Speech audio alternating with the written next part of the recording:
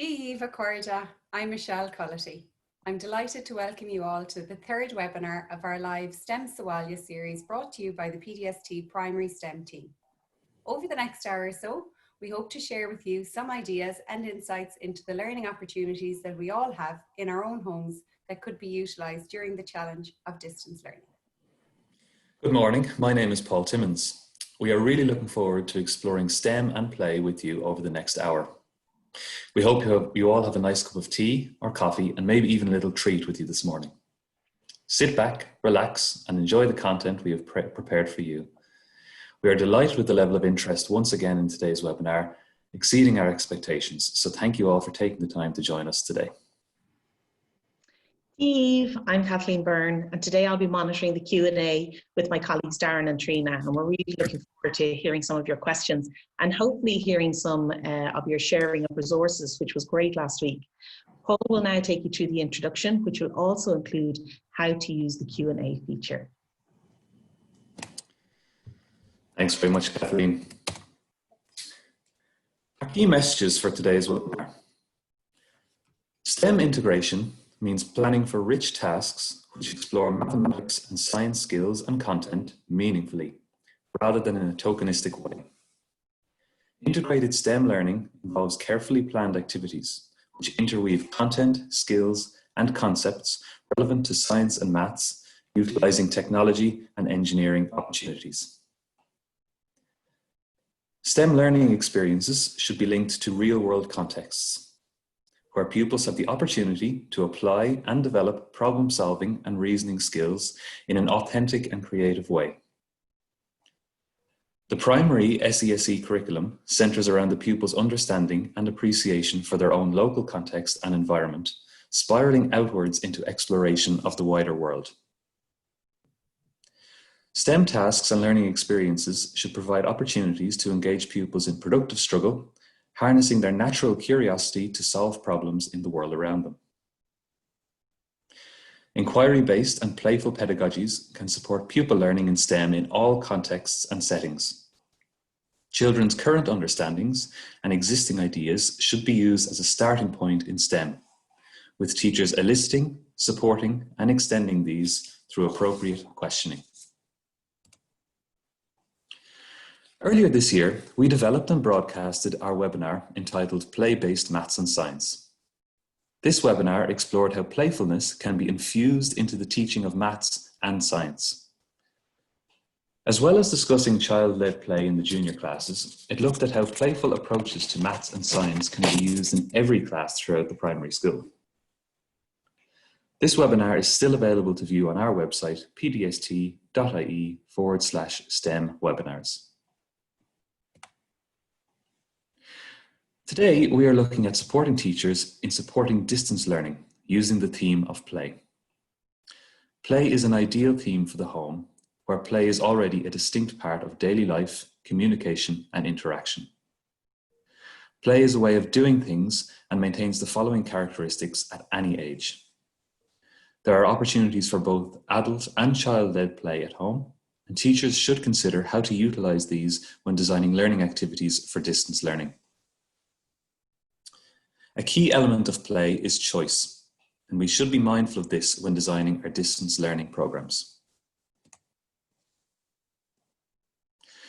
In April, the Department of Children and Youth Affairs issued an extensive document entitled Let's Play During COVID-19. The document outlined the importance of play in children's lives during the crisis. Playing helps children stay physically and mentally well.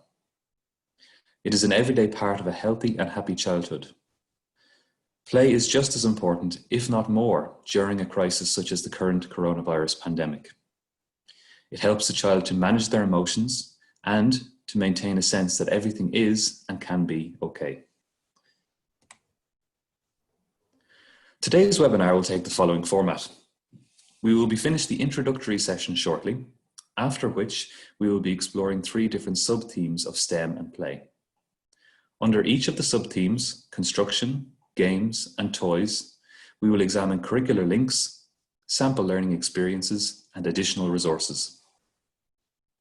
We will conclude today's webinar by guiding you towards some useful resources available to schools and answering some of your questions should time permit.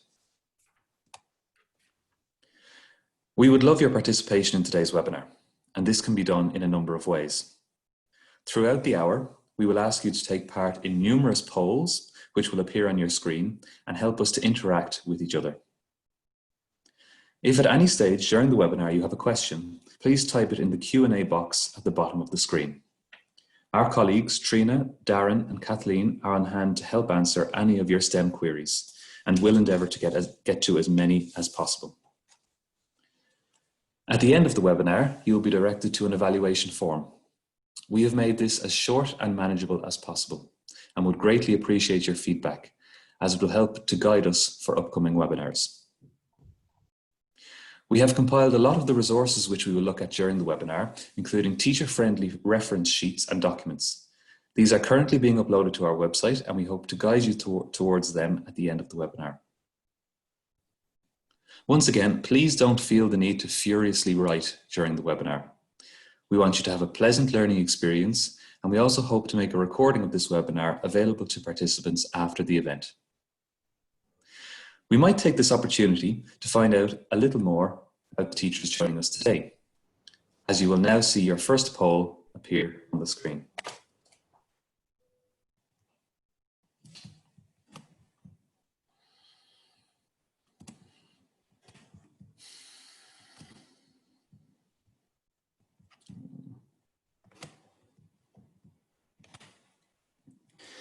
Thank you very much for participating in that poll. It is great to see that we have such a wide range of teachers joining us today.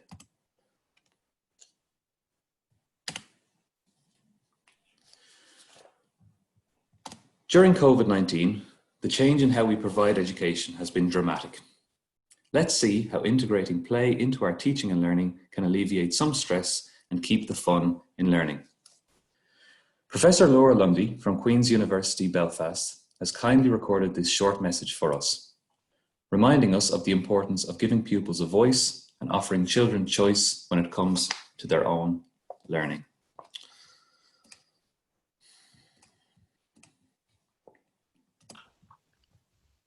Good afternoon. My name is Laura Lundy. I'm a professor at Queen's University Belfast, where I'm co-director for the Centre for Children's Rights. My interests are primarily in children's right to be heard and participate in decision making and children's rights in education, and especially the combination of the both. And that's quite an interesting thing at the minute, because children are clearly not being educated or learning in school environments. They're at home and they're learning online, or they're learning independently, supported by you, their teachers. But their entitlement to be heard and influence what they're learning hasn't changed, but there must be new ways of thinking about how to deliver that.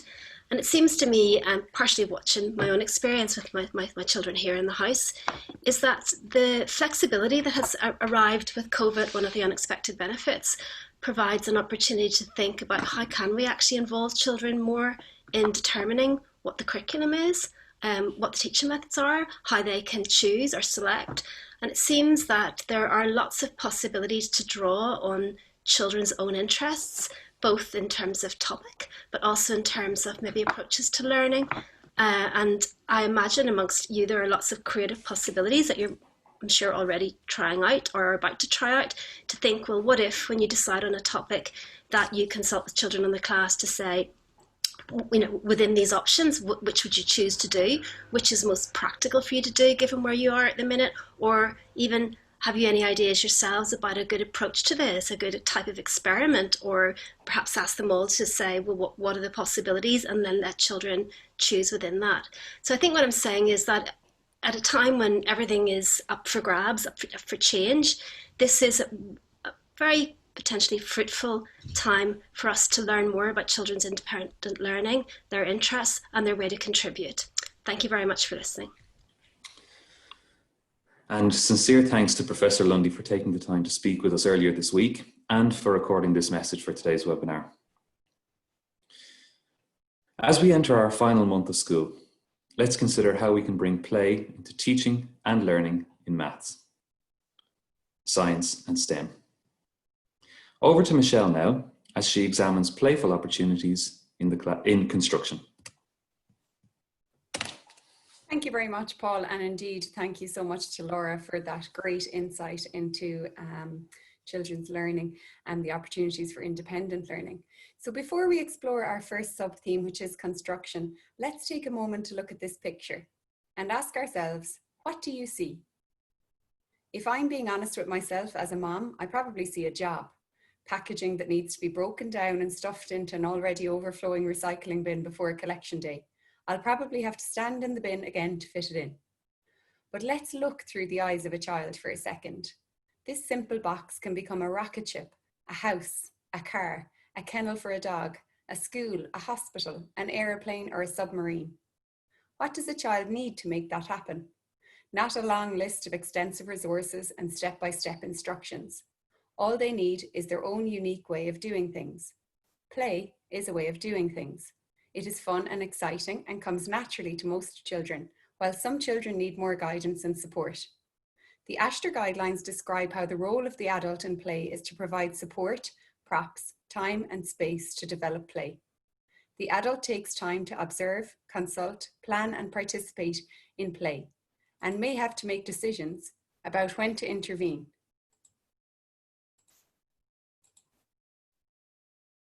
The adult is very clear about the potential learning experiences and plans the activities accordingly.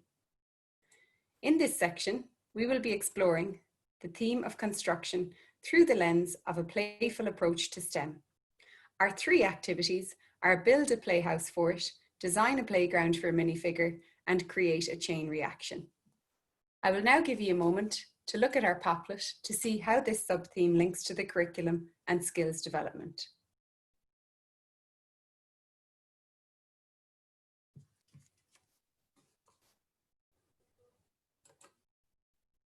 The playroom is a relatively new addition to some homes. As a child, I did not have a designated area for play, and most children do not either. However, we very often choose to create our own. Indoors, outdoors, under the stairs, in the hot press, under a tree, in the shed, in the boot of the car. It became a family tradition in our house that my brothers and I would build a special fort to watch the Late Late Toy Show in, our very own cinema. My parents would watch beside us on a couch with no cushions, because the cushions were now the walls of the greatest home cinema in Ireland. These ideas came from us as children, using our natural creativity and curiosity to engage in our own way of doing things. We were playing, but we also learned so much through play. As Laura alluded to in her introduction, the importance of pupil voice can be echoed in choice of task. What would the children choose to do? To that effect, we thought it would be a nice activity for children to be challenged and supported to create their very own play fort. As we can see on this slide, this playful activity can provide rich STEM learning experiences for children. From a mathematical perspective, children's learning will be linked to, but not limited to, shape and space, measures and problem-solving skills. Scientific knowledge of materials and properties of same will be explored using elements of the design and make process. How do we introduce this task to children of all ages? We can challenge pupils to plan and create their own space where they would like to play. The pretend element of this task offers a safety net for children and will encourage them to take more risks. Again, our role as adults is to support this playful task. In the current circumstances, the parent is assuming this role, or maybe even an older sibling. If we look at this task through the design and make process, we can break it down simply. Children can be guided towards exploring where they might make their fort and what materials they might like to use. The planning stage can take the form of a written plan, a drawing, or an exchange of ideas with a sibling or parent. The making stage of this activity will involve the child thinking mathematically and scientifically, using their selected materials to construct their fort in their chosen location and finally evaluate their creation. As the children construct their fort through creative physical play, our role as adults can be to support and review the play. We can guide the children to make changes to their design by giving them new criteria to extend the task. We could decide to add additional aspects to our design. As you can see, this little girl who shared her fort with us included a spot for her pet dog and her toys. Can you make a sensory rug for your fort? Can you include an eating area? Will you be able to get post and deliveries to your fort? Do you have a sign on your fort? If you have a visitor who doesn't like bright lights, can you adjust the lighting in your fort? Can you add a fairy door? What if your fairy can't see? How will she be able to find the door? Is it possible to make your fort taller, wider, more sturdy?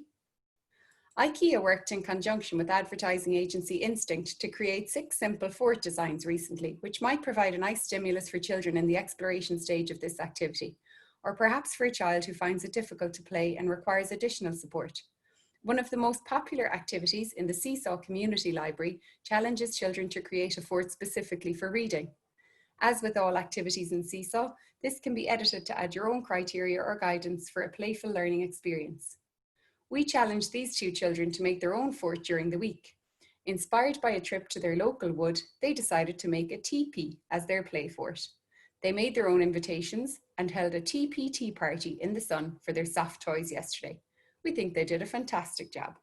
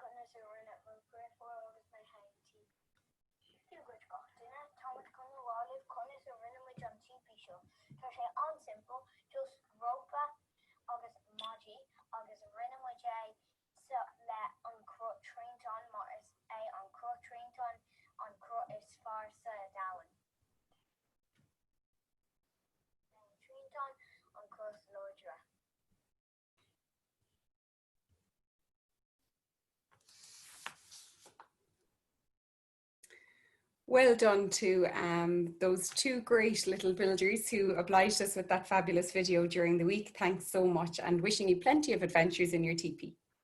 Our next activity is to explore how to construct a playground for a Lego minifigure or a small toy. Through constructive play, we challenged some children to design and make their dream playground that was inclusive for anyone who used it. As you can see, this STEM activity doesn't just cover one particular curricular area, but a wide range of content objectives from maths and science, but also skills from both subject areas. The children were set a real-world problem that was of interest to them, but was left open-ended for them to playfully consider ideas, materials, and concepts for their dream playground. Through a combination of collaboration and individual work, the children developed ownership of their work, science and maths knowledge and understanding, and naturally worked as engineers to solve a meaningful problem. The following video will show how play can be used as a medium for teaching and learning for all ages in the primary classroom. Observe the characteristics of child-led play that are evident in the video as the children consider their ideal playground for their Lego figures. You will notice that these children are beyond the infant classroom setting, but they still demonstrate the characteristics of play that can be observed in the early years classroom.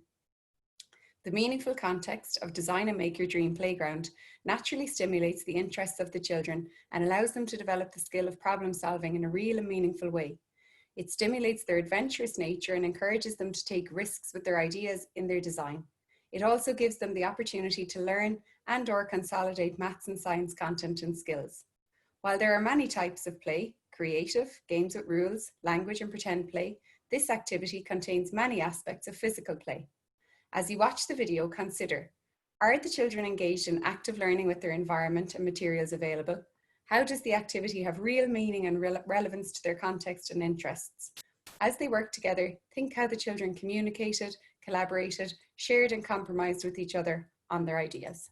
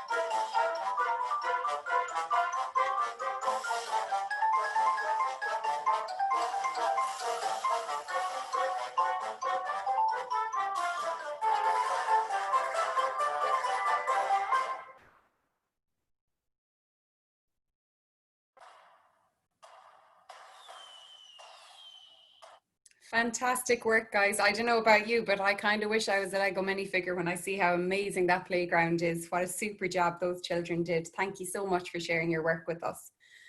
Also, these two children decided that they would like to include a simple zip line to their design.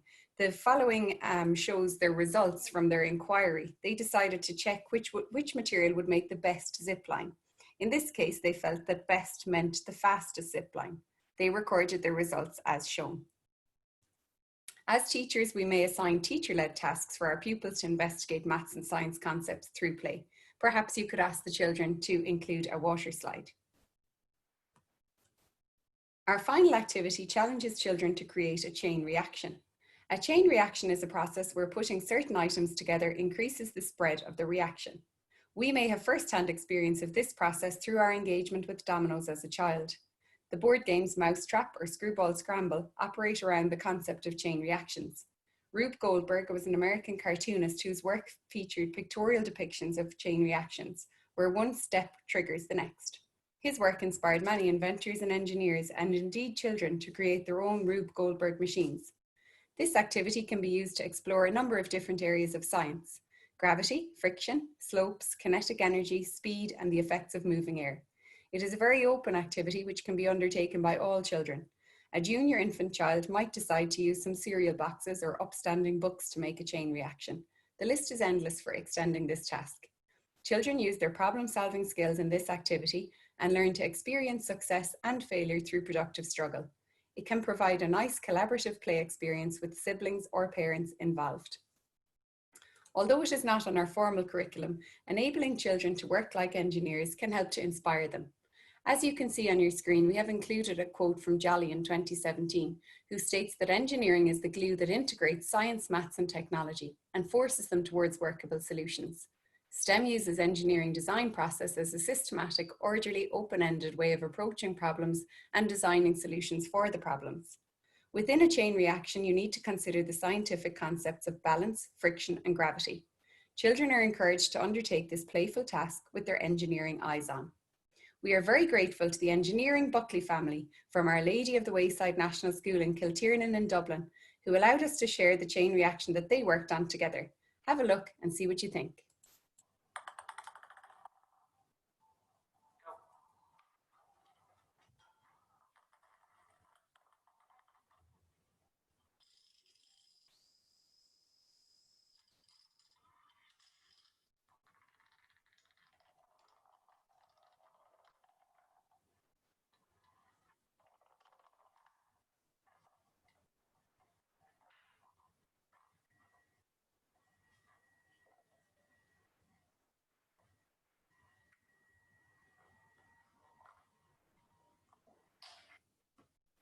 Fantastic stuff there from the Buckley family. I'm sure that's the afternoon sorted for a lot of us. Inspirational.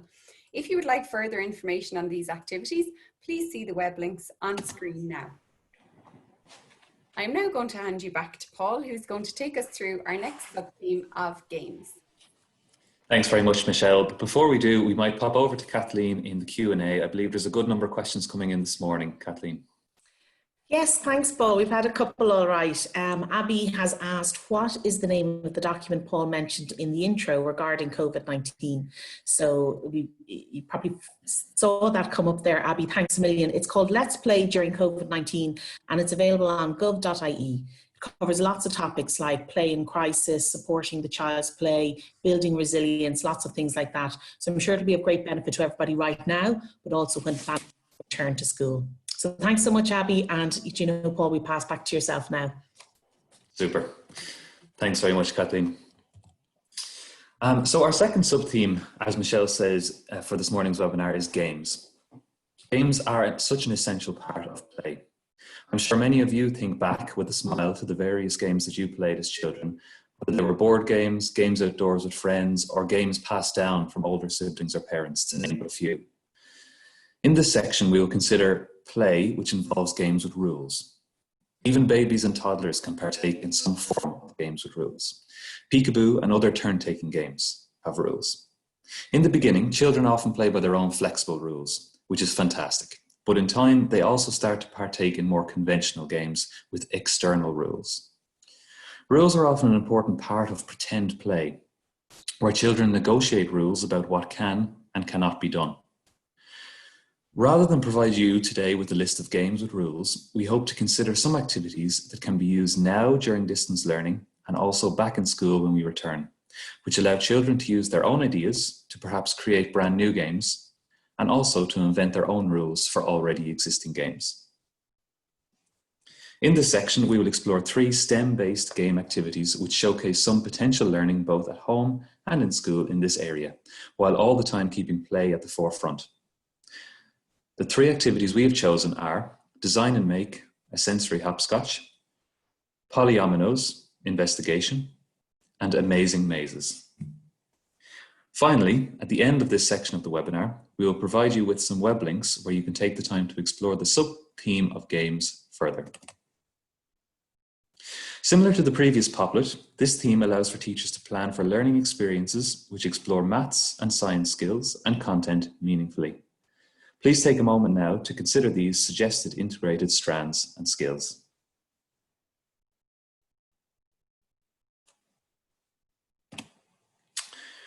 For our first activity, Design and Make a sensory hopscotch, we have decided to take some time to explore traditional games.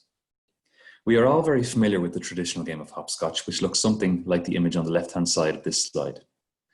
Many children have played this version of hopscotch before, but why not encourage them to practice and develop their maths, science, and STEM skills by challenging them through exploratory play to design and make their own sensory version of hopscotch.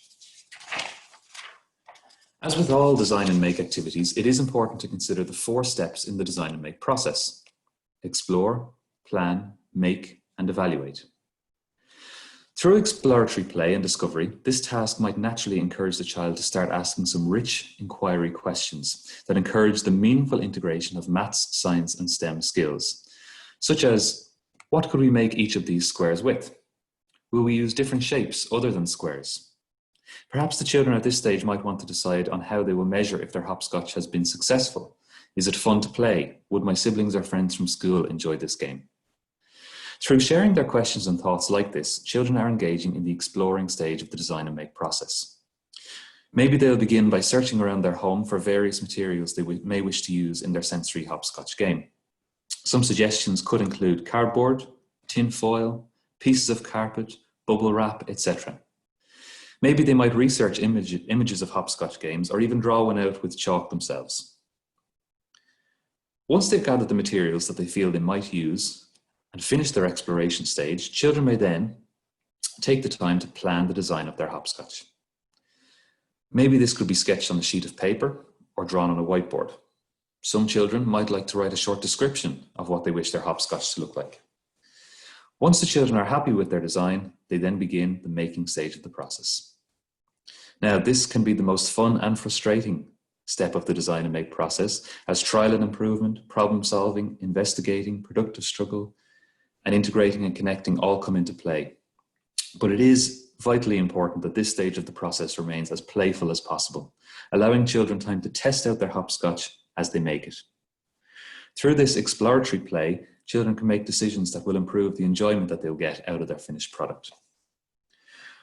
When the child is finished making their hopscotch, it's time to play.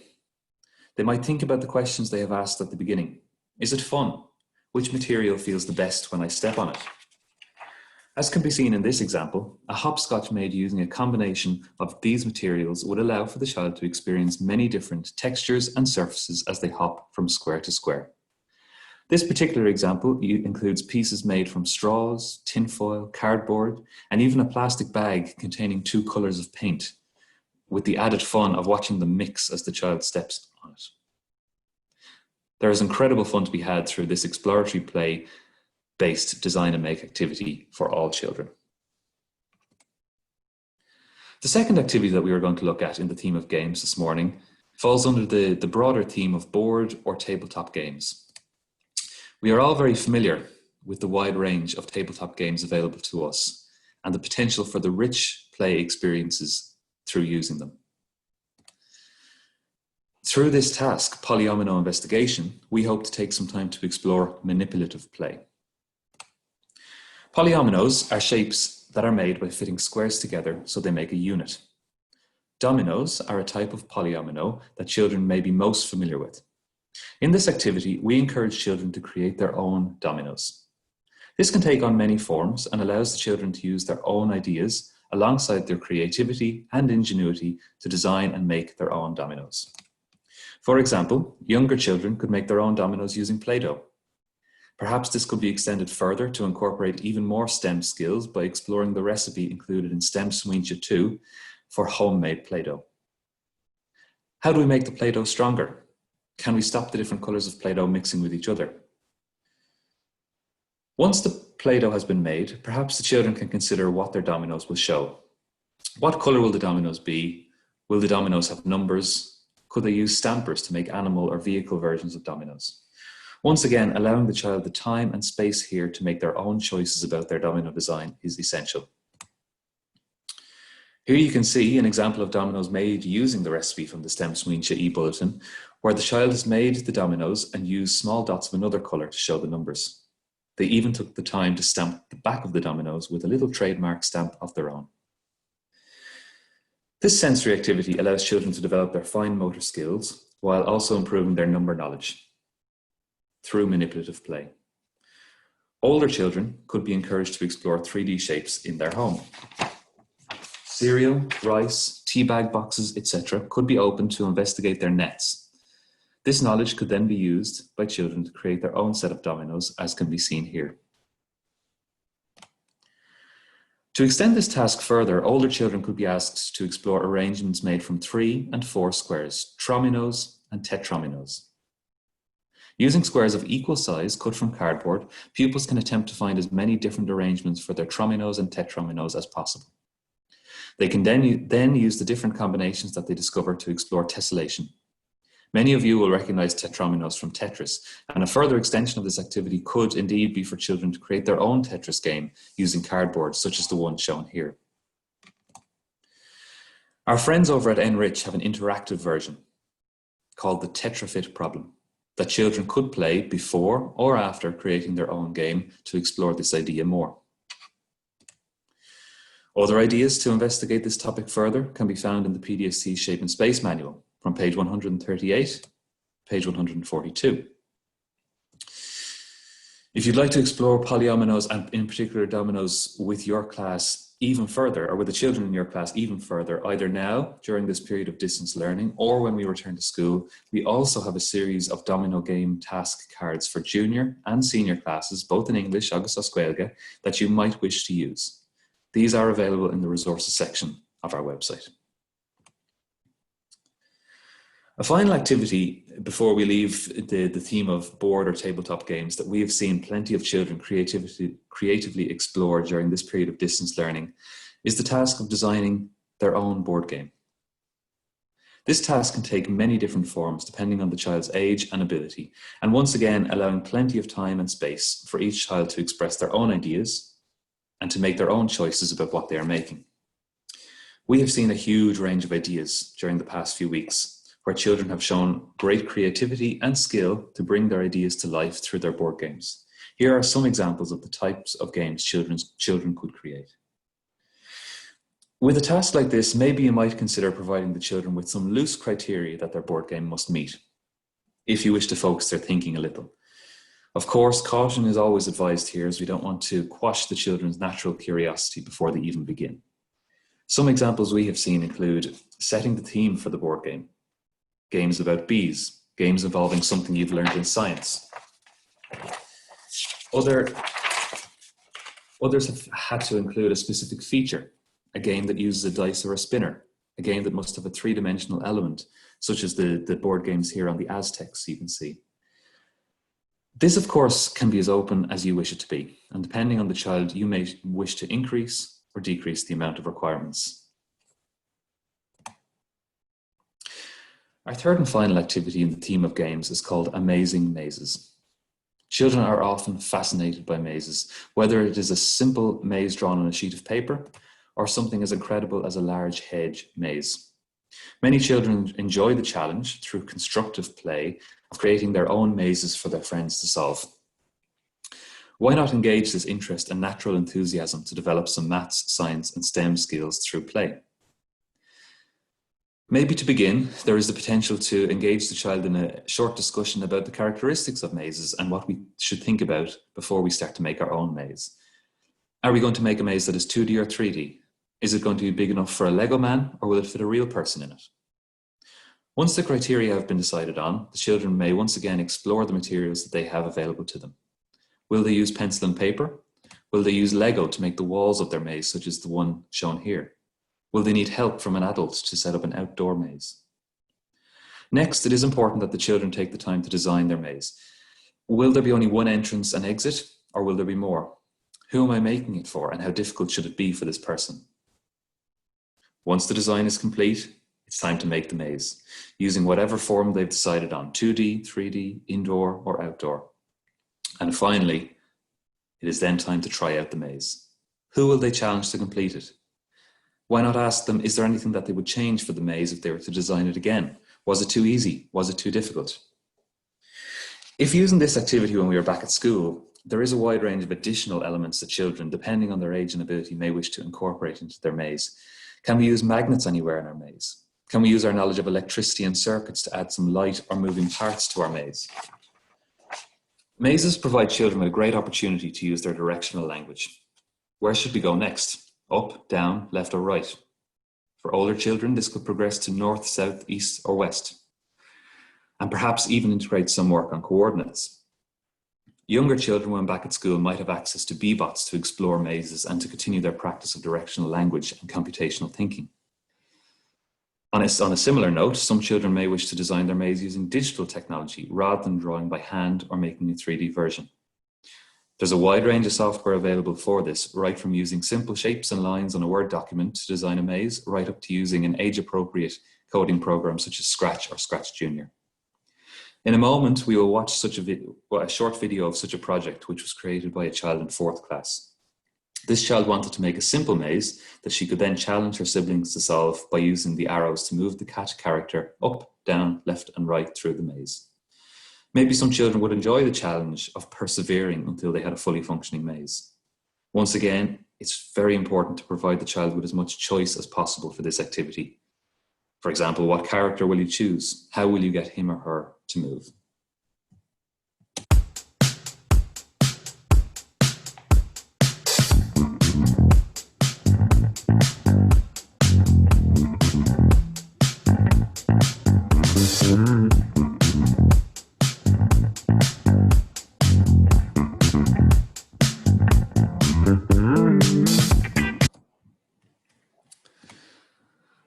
A nice extension activity for 2D mazes, which can explore the properties and characteristics of mirrors, is to use them as a way to begin investigating mirror writing. Our friends over at Discover Primary Science and Maths have shared this wonderful resource on mirror writing, once again available in English agus as Gaeilge, which features a specific task involving solving a maze while looking at its reflection in a mirror. What happens when we move the pencil to the left? Does it move in the same or the opposite direction? Is this what we expected to happen? Here you can see some web links, some of which we have mentioned earlier, where you might wish to explore the theme of games further. And now I'll hand you back over to Michelle to take us through the final theme of today, toys.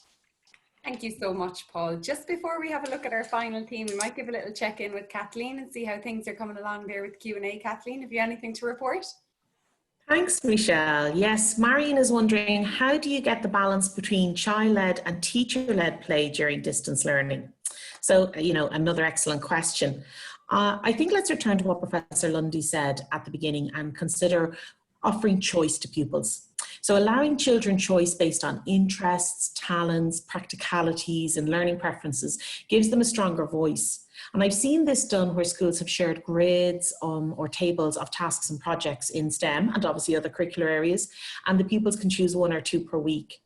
Also support parents with some guiding questions. So a nice example would be your lovely forts, Michelle, that you were talking about. If a child is building that, who is the fort for? What materials are you going to need? So the child is still leading the play, but perhaps the adult is supporting them. So teachers at all times try to infuse playfulness into your math, science and STEM. So I hope that answers your question, Marion.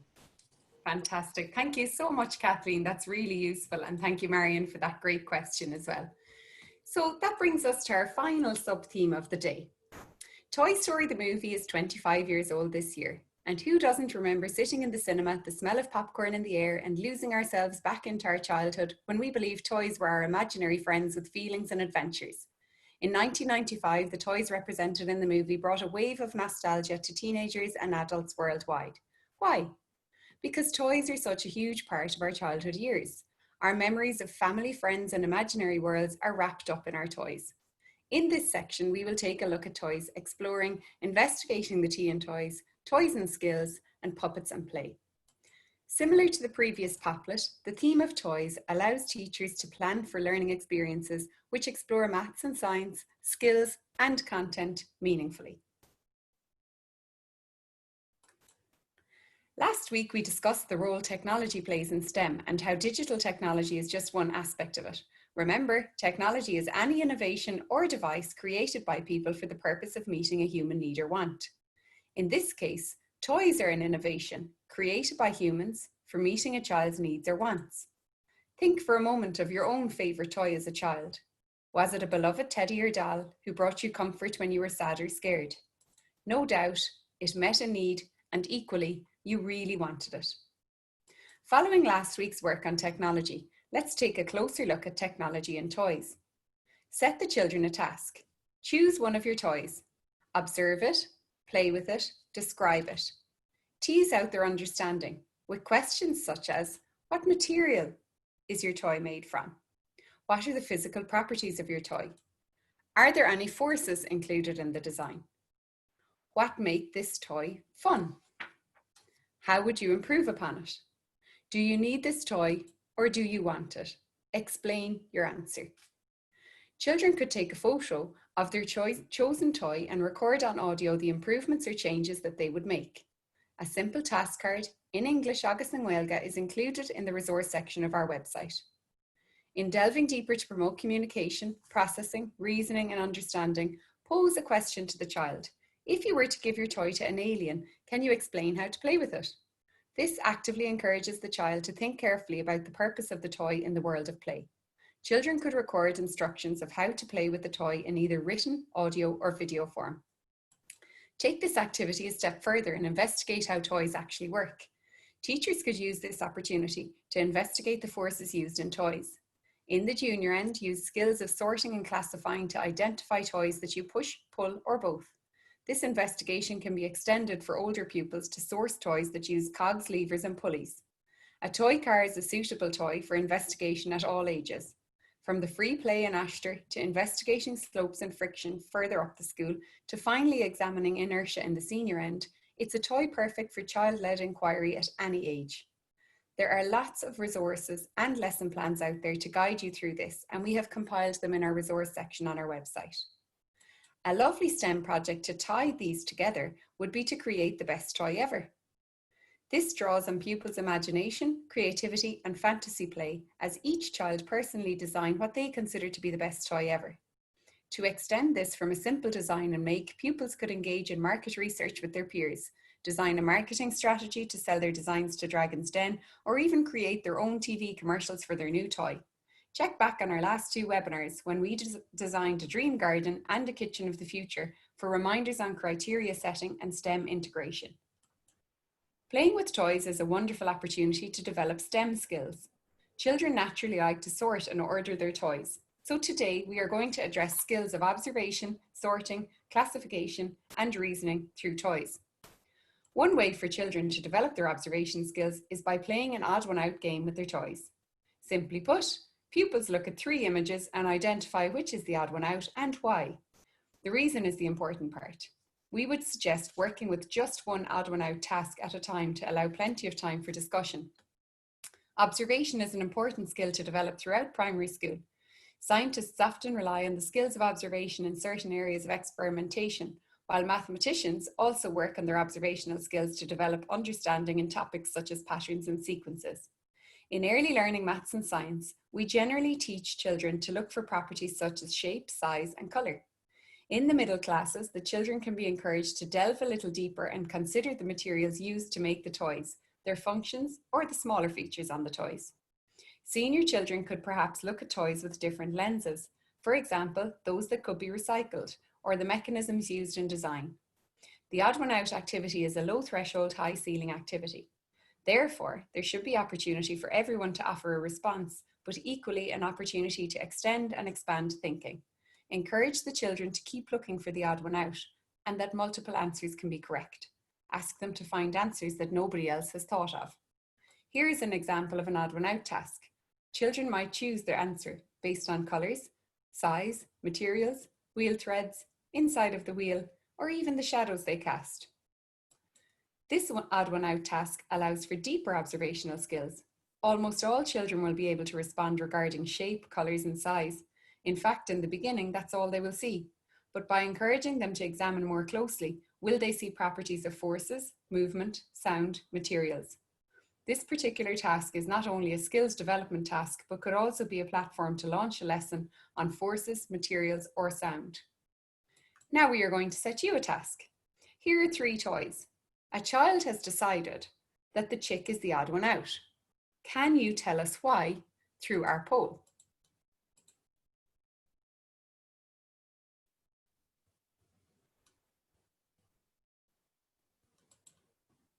Thank you all for those super results. It's amazing to see how many of us think that the fact that the chick is yellow, so we're differentiating by colour there, makes him the odd one out. So thank you for your participation in that.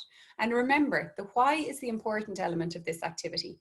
Not only are children developing their observation skills, but they're also reasoning and justifying their answer, thus developing vital higher order thinking skills. The skills of sorting and classification should be developed from infants right through to 6th class. From a teacher-led perspective, give the children the classifications or headings and let them sort and classify accordingly. From a child-led perspective, ask the children to sort a random pile of toys themselves. Can they sort them in 2 or 3 ways of their choosing? Could they put all of the objects back together and sort them into 4 different categories? This can be very hard, even for adults.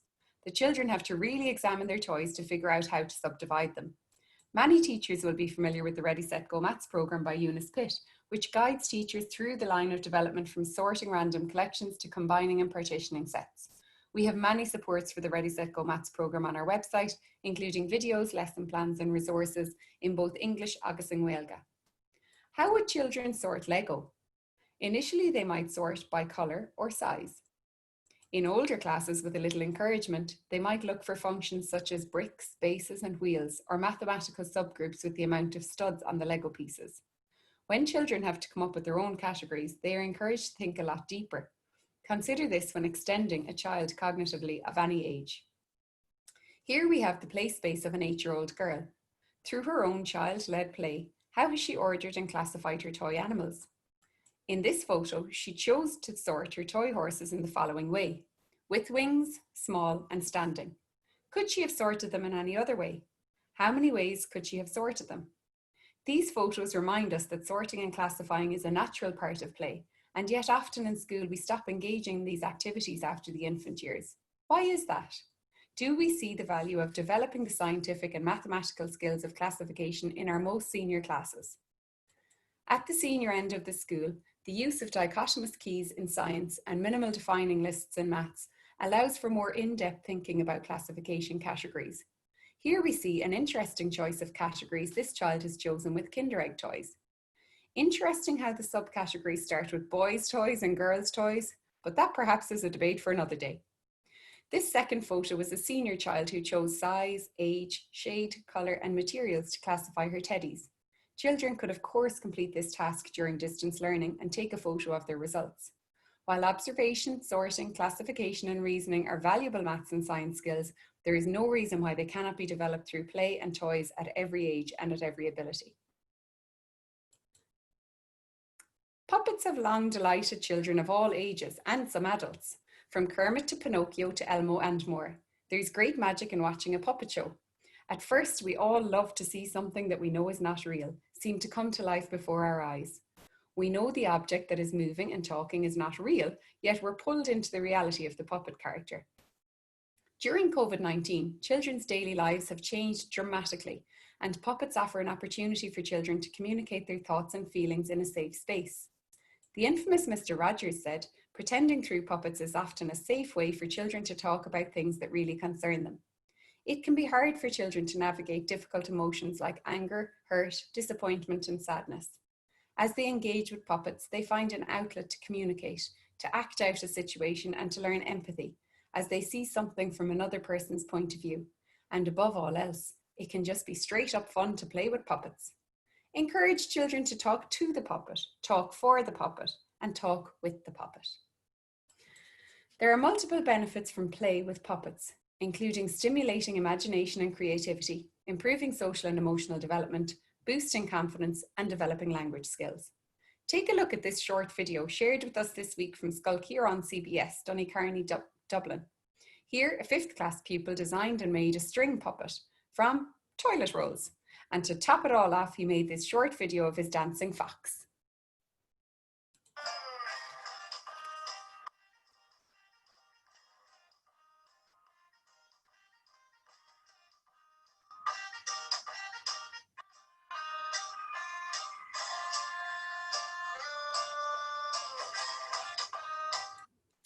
These 20 seconds demonstrate the excellent STEAM opportunities from such an activity. The opportunities for exploring construction, paint, fabric and fibre in the visual arts, along with drama and music integration, move this design and make activity beyond STEM.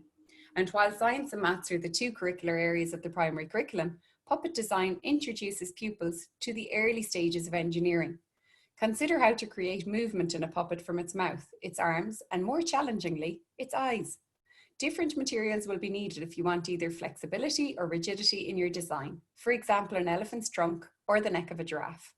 Exploration of tension wires allows both arms of a puppet to move in different directions, or the use of a trigger catch can be used for extended limbs. There's a really interesting video on the engineering behind the Muppets, which we have included in our resource card for Design and Make a Puppet.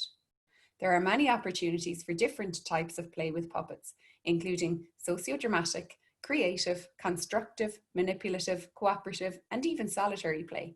See the ASHTA programme for full guidance on learning through play and interactions. As with all of our activities, please consider their age and ability of the pupils in your class when designing a task for distance learning. Design and Make a Puppet is a wonderful STEAM project. Remember from our previous webinars that there are 4 key parts to the design and make process. Children are invited to explore, plan, make, and evaluate their homemade puppet.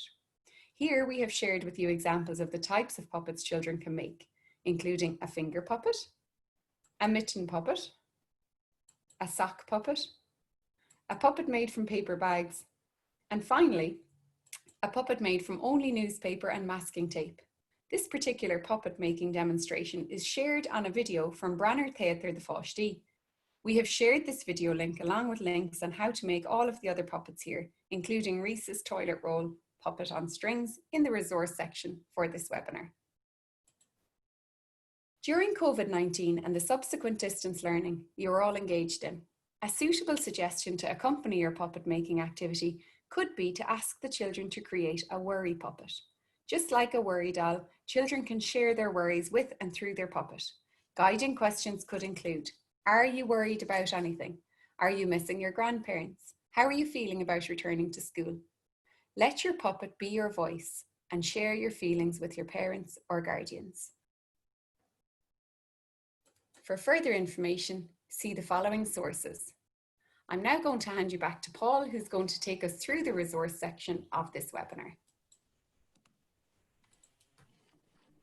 Thanks very much, Michelle. But just before I do, I might go back over to Kathleen and the team in the Q&A for one final time. Thanks so much, Paul. Yes, we have a question in from Ben on the chat, and he says he likes the idea of the odd one out task. Do teachers just make them up themselves, or is there a website to support this? So yes, of course, teachers can make them up themselves using images, or if you're back in the classroom next September, you can actually use real objects and hold them up. But to get yourself started, why not check out Explorify online? They have lots of science-based observation activities such as zoom in, zoom outs and odd one outs. And there's also Which One Doesn't Belong, WODB, which is a maths-focused website of the same nature. And don't forget, children can also design their own odd one outs for their peers. So thanks, Paul. I pass back to you for our conclusion. Super. Thanks very much, Kathleen.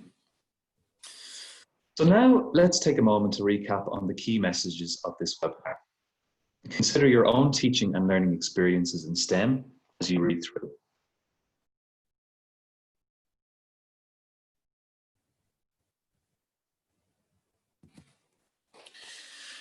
During the COVID-19 pandemic, many supports have arisen online for distance learning. On our Twitter page, @PDST Primary STEM, we share resources daily from the many partners in STEM. We take a theme for maths and a theme for science each week and share an activity a day to support teachers in designing practical activities for learning at home, such as this one on designing paper planes, and this one on card games such as Nice or Nasty. Twitter can be an excellent platform for developing learning communities. Many schools now have an account and share the work of their pupils, offering further lesson ideas for us all to choose from. Here we have Senior Infants and Clara National School in Kilkenny showing a fully working Lego balance. We also have Patrickswell National School in Limerick demonstrating this excellent video made by a pupil using her potato heads to illustrate social distancing.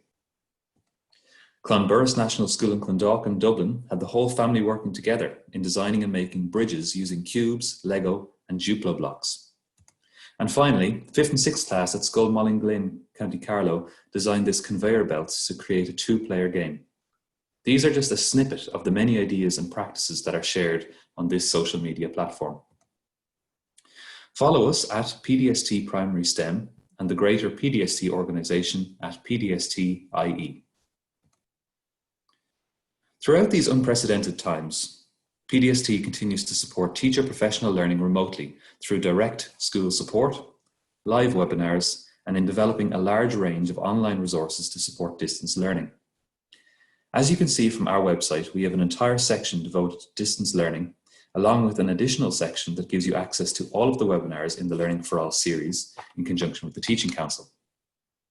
PDST has also worked with Skullnet to produce a huge number of learning paths and other resources free for teachers to access. Our own team has developed specific resources for science, maths and STEM to support teachers in facilitating distance learning. This includes our fortnightly e-bulletin STEM Smuinche, teacher manuals in Merla Agus and Gaelga, learning paths for maths, and a lovely section on potential STEM learning experiences at home. Check it out at the link here. Following today's webinar, we will have a specific section for this webinar series. It will include a recording of today's webinar for you to peruse at your leisure, along with a bank of resources to support today's topics. This will include web links, templates, and activity cards. Feel free to share these supports with your colleagues.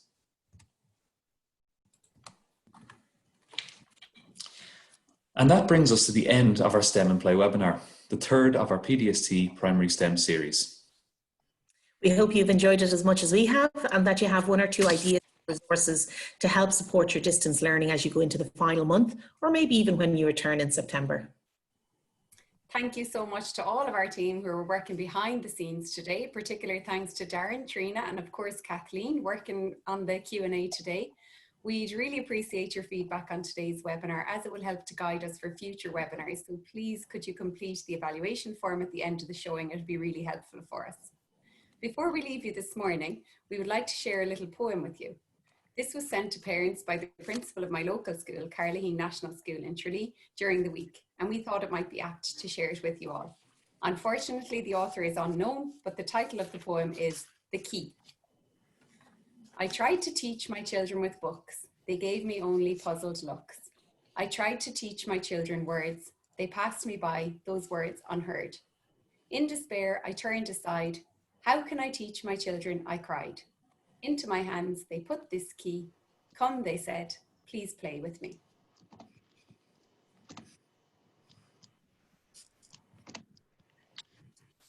That's great. Thanks very much, Michelle. An absolutely wonderful poem, and I think it really wraps up today's webinar really nicely.